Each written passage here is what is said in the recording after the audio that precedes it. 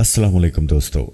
अल्लामा इकबाल तमाम उम्र इस्लाम की शान और मुसलमानों के बारे में शायरी करते रहे, लेकिन इस्लामी रवाज के मुताबिक दाढ़ी नहीं रखते थे।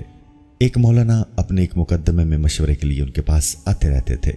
वो अपनी बहन को जायदाद के हिस्से से महरूम करना चाहते थे। अल्लामा को इस मुकदमा में कोई दिलचस्पी न थी, लेकिन मौलाना फिर भी किसी न किसी सिलसिले में मशवरा के लिए आ दमकते और साथ ही इकबाल को नसीहत भी करते रहते कि मुसलमान होने के नाते उन्हें क्या क्या फराइज अंजाम देने चाहिए। एक दिन बोले कि आप आलिम दीन हैं और शरीयत के हामी, लेकिन आप दाढ़ी नहीं रखते जो इस्लामी शुआर है।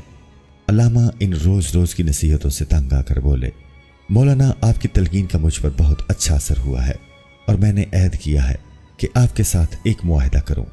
ये वजह है कि मुसलमान के मुंह पर दाढ़ी ना होना गलत है, लेकिन इस्लाम के मुताबिक बहन को विरासत से महरूम करना भी तो शरीयत के खिलाफ है। लाइए हाथ, मैं दाढ़ी बढ़ा लेता हूं, आप अपनी बहन को विरासत में हिस्सा दे दीजिए। ये सुनकर ना तो मौलाना का हाथ आगे बढ़ा, ना अल्लामा इकबाल की दाढ़ी ही बढ़ी। अल्लामा इकबाल रहमतुल्लाह ताला अलैह के भतीजे शेख इजाज अहमद चूनिया में सब जज के ओहदे पर मामूर थे।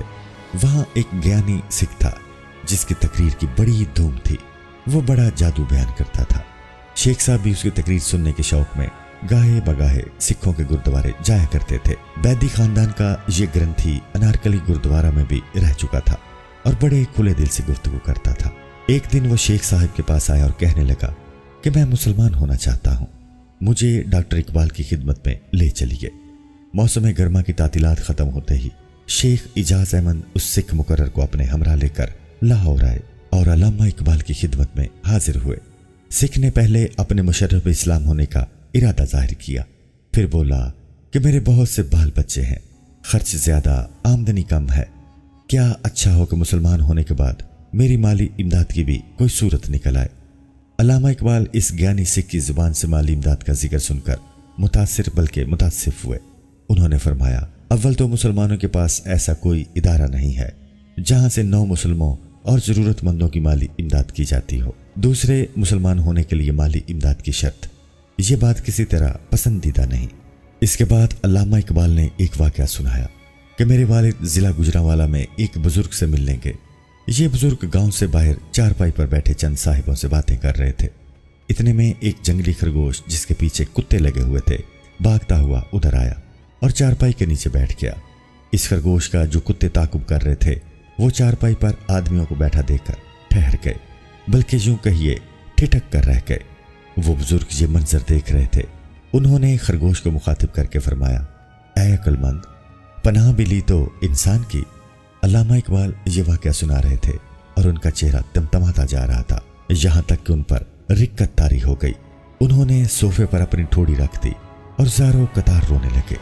उनकी आंखों के आंसू जो अभी तक छलक रहे थे अब मोतियों की तरह टूट टूट कर गिरने लगे। ज्ञानी हकीम ने इस हकीमाना मिसाल को कुछ समझा, कुछ ना समझा, खामोशी के साथ चला गया। अल्लामा मोहम्मद इकबाल और मौलाना जलालुद्दीन रूमी के दरमियान बड़ा गहरा रूहानी ताल्लुक मौजूद था।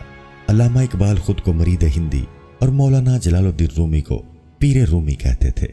हुकूमत तुर्की ने अल्लामा मोहम्मद इकबाल की इस गहरी मोहब्बत के इतराफ़ के तौर पर मौलाना जलालुद्दीन रूमी की कब्र मुबारक के करीब पाकिस्तान के इस कौमी शायर की एक अलामती कब्र बना रखी है, जिस पर ये इल्फाज कुनिंदा है, पाकिस्तान के मिल्ली शायर अल्लामा मोहम्मद इकबाल अजीज़ मुर्शदी हज़रत मौलाना।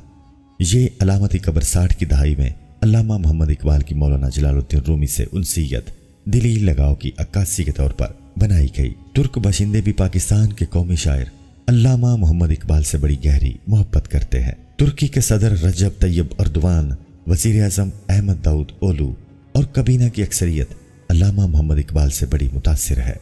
1911 का वाक़या है जब अंजुमन हमायत इस्लाम लाहौर के सालाना जलसा में अल्लामा इकबाल ने अपनी मशहूर नज़म शिकवा ख़ास अंदाज में पढ़ी। इस अजलास में अल्लामा इकबाल के वालिद शेख नूर मोहम्मद भी मौजूद थे और नामवर फरजंद के शायराना कमाल और हर दिल अजीज़ी के मनाजिर अपनी आंखों से देख रहे थे। अल्लामा इकबाल जब नज़म पढ़ चुके तो उनके एक बहुत बड़े मद्दाह और कदर शनास ख्वाजा समद आगे बढ़े और जोश मुसरत से अपना कीमती दोशाला अल्लामा इकबाल के शानों पर डाल दिया। अल्लामा इकबाल ने यह दोशाला उसी वक़्त अंजुमन के मुंतज़मीन को दे दिया। उसके बाद یہ یادگار اور متبرک دوشالہ اس مجمع عام میں نیلام کیا گیا اور سب سے بڑی بولی ختم ہونے پر جو رقم حاصل ہوئی وہ انجمن حمایت اسلام کی تحویل میں دے دی گئی۔